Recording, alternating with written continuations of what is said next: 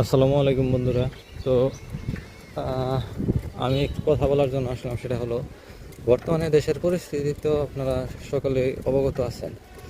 তো এই বৃষ্টি বাদলের কারণে শাকসবজি সহ সকল কিছু প্রায় বিলীন হয়ে যাচ্ছে। মানে যারা শাকসবজি রোপণ করেছিল, বীজ রোপণ করেছিল, তাদের এই বৃষ্টির কারণে বীজ নষ্ট হয়ে যাচ্ছে।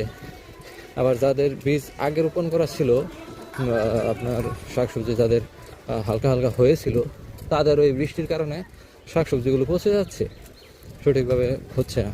বিশেষ করে মরিচ গাছ, ঢেঁড়স গাছ, এগুলো তো অল্প পানিতেই একটু নাজুক হয়ে যায়। এগুলোতে পানি ছাড়া থাকলে ভালো হয়, অল্প অল্প পানি থাকলে ঠিক আছে, মানে মাঝে মাঝে পানি দেওয়া দরকার, কিন্তু বৃষ্টি বাদল হলে সেখানে পানি বাজলে নষ্ট হয়ে যায়। তো এই কারণে, তো এই বৃষ্টির কারণে দেখা যাচ্ছে যে সকল কিছুরই শাকসবজির দাম বৃদ্ধি পাচ্ছে। আপনার ঢেঁড়স যেখানে ছিল 50 থেকে 60 টাকা কেজি, সেখানে বর্তমানে ঢেঁড়স হয়ে গেছে 100 থেকে 120 টাকা কেজি। তো মানুষ এরকম করে আসলে কিভাবে বাঁচবে, আমি আসলে চিন্তার মধ্যে আছি, দ্বিধাদ্বন্দ্বে আছি। তো যাই হোক, আর কৃষকদের তো খুবই নাজুক অবস্থা, বিশেষ করে যারা এবার ধান চাষ করেছে।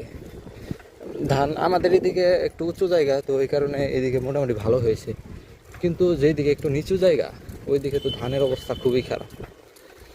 বর্তমানে ধানের বাজার আপনার 600 থেকে 850 টাকা।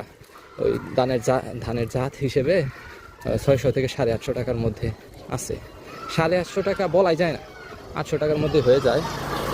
তবে যাই হোক, আর ভুট্টার দর আপনার যেখানে ছিল 1200-1300 টাকা মন, মানে 40 কেজিতে এখন আর কি 1200-1300 টাকা, সেইখানে হয়েছে আপনার 1000 থেকে 1100 টাকা মন।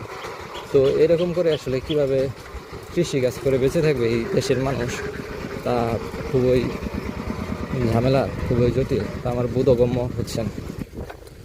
তো যাই হোক, আপনারা ভালো থাকবেন, আমাদের পাশে থাকবেন, আমাদের মা এগুলোকে সাপোর্ট করবেন, এটাই আমি চাই।